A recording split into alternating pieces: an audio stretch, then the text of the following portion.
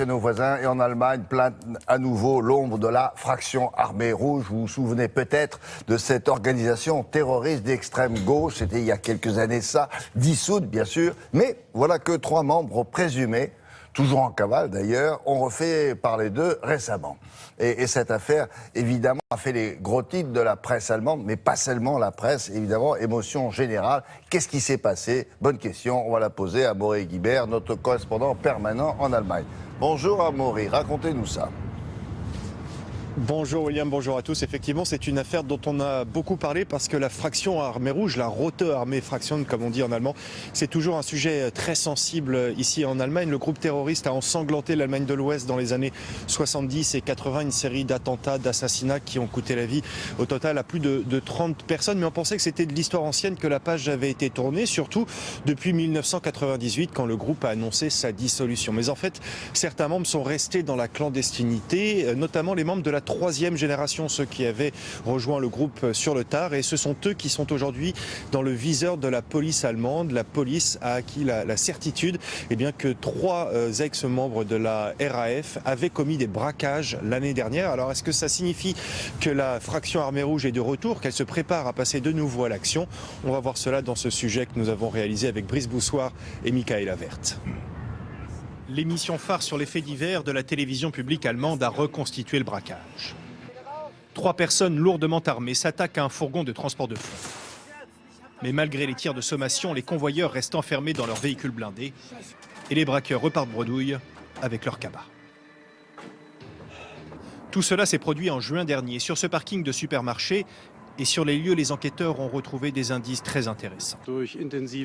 Après des analyses approfondies, nous avons découvert les empreintes ADN de 3 personnes qui sont suspectées d'être des anciens membres de la fraction armée rouge. Les suspects, les voici. Ils ont aujourd'hui entre 47 et 61 ans. Cela fait des années que la police les traque.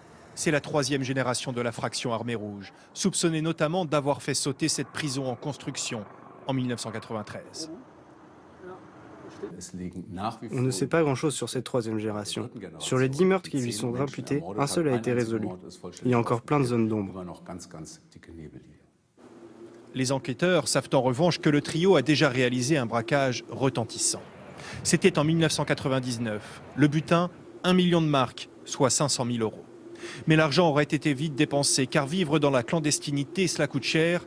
C'est ce qui aurait poussé le groupe à mener de nouveaux braquages. Visiblement, ils cherchent de quoi subvenir à leurs besoins, ce que l'on peut comprendre. Ils ne peuvent pas travailler, ils n'ont pas de papier, ils doivent donc survivre grâce aux activités criminelles. Et voici à quoi ils pourraient ressembler aujourd'hui, des papis braqueurs qui n'ont plus grand-chose à voir avec la fraction armée rouge. La Kalachnikov remplacée par une canne de vieillard, c'était d'ailleurs le montage à la une de ce quotidien qui ironise sur la recrudescence de la délinquance des seniors.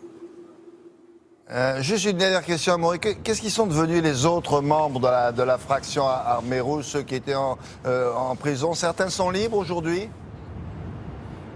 Alors effectivement, certains sont libres, même la plupart. Il n'y a aujourd'hui que Andrea Klump qui est toujours derrière les barreaux. Elle faisait partie de la 3e génération de la RAF. Mais c'est vrai qu'il y a eu 25 condamnations à la prison à vie.